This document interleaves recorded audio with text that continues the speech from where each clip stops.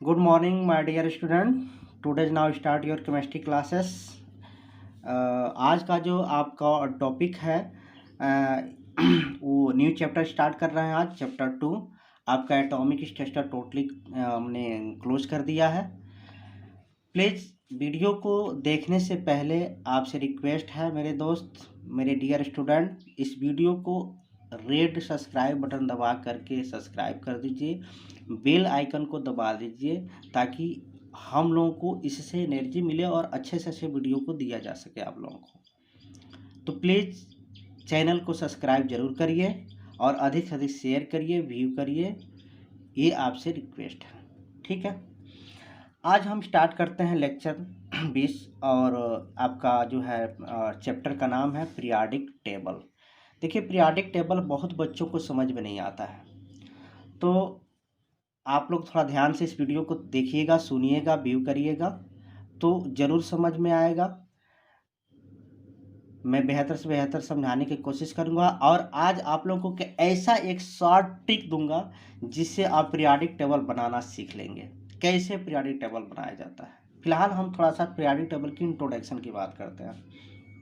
तो देखिए, the basic idea of periodic table, it is essential to classify the element and arrange in such group that the element having similar chemical and physical properties. You can say जो periodic table है वो periodic table में जो भी element रखे गए हैं उस एलिमेंट को फिजिकल और केमिकल प्रॉपर्टीज के आधार पर जो एलिमेंट के एक दूसरे के सिमिलर हों और वो एक बेसिक आइडिया लेकर के रखा गया।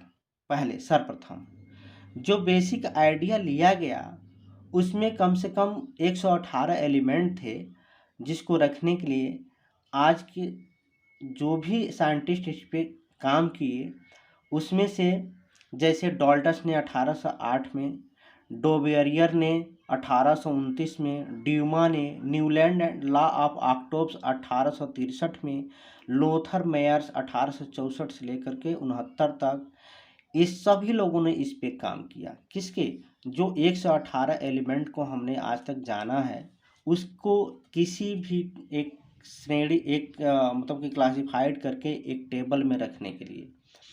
और जो ये सारे साइंटिस्ट जो रखे वो एटॉमिक वेट के, किसी भी एलिमेंट के एटॉमिक वेट के आधार पर यानी एटॉमिक मास के आधार पर रखना शुरू किए। ठीक है, लेकिन आगे चल करके कुछ एलिमेंट में इतनी एरर पाया गया, इनके टेबल में इतना एरर पाया गया कि वो एरर रिजेक्ट कर दी, उस टेबल को ही रिजेक्ट कर, यानी कि क्लासिफाई जो भी टेबल का क्लासिफिकेशन किया गया अकॉर्डिंग टू एलिमेंट वो सही नहीं हुआ। फिर बाद में इस पे मेंडलीव्स ने काम किया। मेंडलीव्स ने भी क्लासिफाई किया ईच एलिमेंट्स ऑफ टेबल्स जो 118 एलिमेंट है और उन्होंने भी एटॉमिक वेट पे ही काम किया कि किसी भी एटम के एटॉमिक वेट के अकॉर्डिंग उन्होंने टेबल में अरेंज करना शुरू किया, लेकिन वो भी कोई भी डिजाइन टेबल का दे नहीं पाए। और इस प्रकार से मेंडलीफ ने 1869 में से लेकर के काम करना शुरू किया और बाद में कुछ टेबल बनाए, लेकिन वो भी पूरी के पूरे एलिमेंट का अरेंजमेंट नहीं कर पाया। लास्ट में ये हुआ कि इनके टेबल को भी रिजेक्ट कर दिया गया। फिर उसी आधार पर कि 1913 में सर हेनरी मोजले बहुत ही अच्छे साइंटिस्ट और बहुत ही एक जनरल साइंटिस्ट थे जिन्होंने इस पे पुनः अध्ययन करना शुरू किया और सारे साइंटिस्टों को थ्योरी को देखते हुए, क्लासिफिकेशन को देखते हुए उन्होंने लास्ट में मेंडलीव के जो भी क्लासिफिकेशन था उस पर ज़्यादा फोकस किया।